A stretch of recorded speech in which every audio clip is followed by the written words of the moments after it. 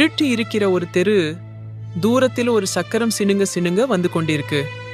தெரியாத ஒரு நிழல் மெதுவா நம்மள நெருங்குது. யாரும் பேச மாட்டாங்க, யாரும் கவனிக்க மாட்டாங்க. ஆனா அந்த நிழலோ, அவன் கண்களில் ஒரு கேள்விதான். நான் எதுக்காக தான் இந்த உலகத்துல பிறந்தேன்? அவன் யாருன்னு நீங்களும் கேப்பீங்க. நான் தான் அந்த நிழல். ஒரு நாய், ஆனா ஒரு பையனை மாதிரி நடந்து கொள்றேன். 2 கால்ல நடக்கிறேன், கையால கார்ட்டை இழுக்கிறேன். ஆனா எவனும் மனசு வச்சு என்ன பார்க்க மாட்டான். நான் வாழ்ந்தது ஒரு பழைய கட்டியில தான் ஆரம்பம். தெருவோரத்தில் காய்கறி விற்கும் வாழ்க்கை. மழை வந்தா நனைச்சு, வெயில் வந்தா வாடி போயிட்டேன். ஆனா எப்பவும் மனசுக்குள்ள ஒரு கனவுதான். ஒரு நாள் எனக்கே ஒரு கடை இருக்கணும். என்ன?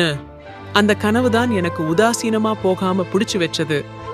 அருமருக்கான நாட்களும் வந்துச்சு. சோறு கிடைக்காம பசிக்கு தூங்குற நாட்களும் வந்துச்சு. என் கண்ணீர் காய்கறிக்கே ஒத்தடிச்ச மாதிரி நினைச்சிருக்கோம். பிறர் என்னை பார்த்து சிரிச்சாங்க. யாரோ ஒரு நாள் என் காட்டை உதத்திட்டு போனாங்க. ஆனா நான் ஒரு வார்த்தையும் சொல்லல. சும்மா தலை குனிஞ்சு வேலை பண்ணிட்டே இருந்தேன். ஆண்டுகள் போச்சு. ஒரு நாள் அந்த காட்டு இல்ல. அதுக்கு பதிலா என் கையில ஒரு சின்ன சாவி இருந்தது. அந்த சாவி என் சுயமரியாதைக்கான கதவின் சாவி. நான் கதவை திறந்தேன். அதுவே என் கடை. இப்போ அந்த நகரமே என்னை கவனிக்குது.